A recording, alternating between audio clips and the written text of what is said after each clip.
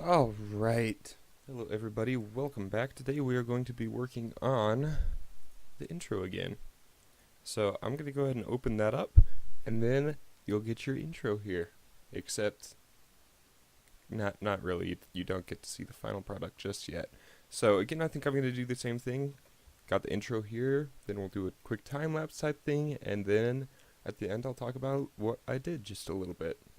So let's get into it. So here I'm just checking and making sure all the lighting stuff is still the same, that the project is the same I left when I had screwing around with a bit of the colors, just making sure and just testing some things out. Here I'm working with the keying, making sure that I'll be able to actually use that footage that I recorded and rendered last time. Then I'm messing around with some of the blurring effects because this is going to be in the background, so I don't want it to be sharp and crisp and drawing all the attention to it. I want it to be more loose. Then I'm playing around with some of the colors and different effects that I could do to this to just kind of like get a feel for it, to try and understand or decide which color I want to end up using. And then again, I'm just working with that. So here I am actually jumping into the thing. I'm working on the main front part here and just some of the different lighting with it, seeing if I can change the lighting up and get it to be a way that I like. Another thing I did is I took all the parts that glow and set them so that at the beginning they look identical to the ones that don't. Just so it kind of looks a bit more cohesive, and I can do a couple more cool effects with that. So that's what you're seeing right there. The next thing I'm doing is I'm going to be working with the camera, trying to figure out a cool path around the thing, because I don't want a 2D, 2D intro, so I'm just going to be spending most of my time here figuring out the camera path, making sure it looks natural and flows well, which actually took significantly more effort than you would think it would. But in the end, after having recorded all this and done all this work, I think I like the way it turned out, and I'm probably going to be keeping that.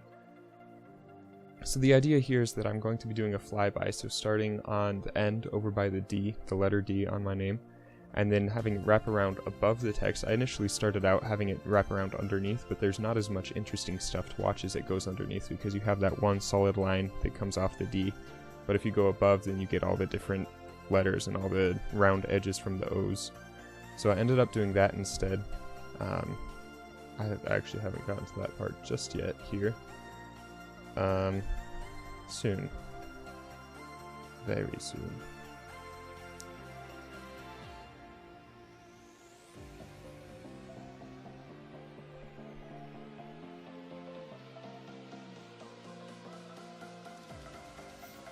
So in the background on the left side there, what you can see I'm actually doing is I'm messing around with the keyframes and then the curves that go along with the keyframes. So I'll keyframe a spot where I know I want the camera to be in that spot, and then adjust the curve so that way I don't have to keyframe every single frame. And so that way I can kind of just like, not really cheat, but get it to move a bit smoother and a bit faster. Yeah, it may have been faster for me just to keyframe every single frame, to be honest. But I don't think so. So the biggest thing to keep in mind when you're working with curves like that is to just make sure that all the curves are smooth and you don't have any sharp angles or abrupt changes to that, unless that's what you're going for and that's what one of the keyframes will end up looking like anyway. So you just want to keep that as smooth as possible and have any unnatural or abrupt changes, even if they're very slight. You don't want those, because you can tell that they're in there. Like, it is actually quite noticeable, and I actually struggled a bit with that at the end. Spent about an hour just fixing those ones that were a bit abrupt. So like right here, that was way too abrupt, and I ended up having to just, yeah, delete that entire thing and just smooth it out there.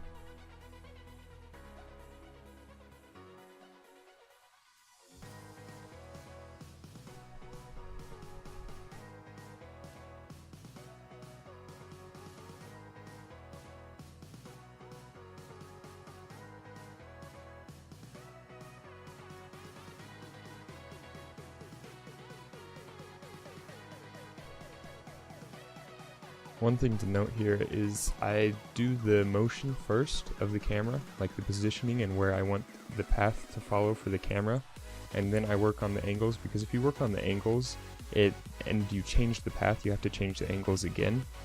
So it's a lot easier to figure out exactly where you want the camera going and then figure out where you want it pointing, in Blender at least for this.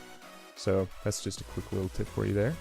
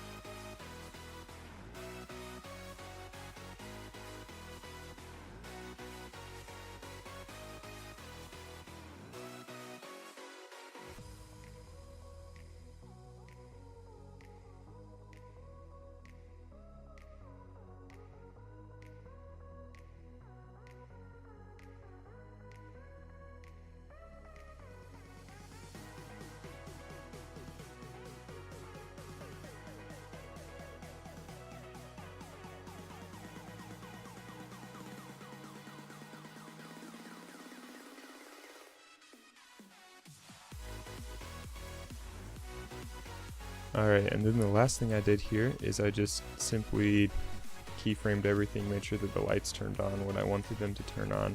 So it lit up, and then did the same thing with the glowing parts, made sure that they started glowing when I wanted them to. And that is it, guys. I hope you all enjoyed. If you did, be sure and leave a comment of some sort. Give me some feedback. What do you think about the new intro? And with all that said, I will see you guys all in the next one. Peace out.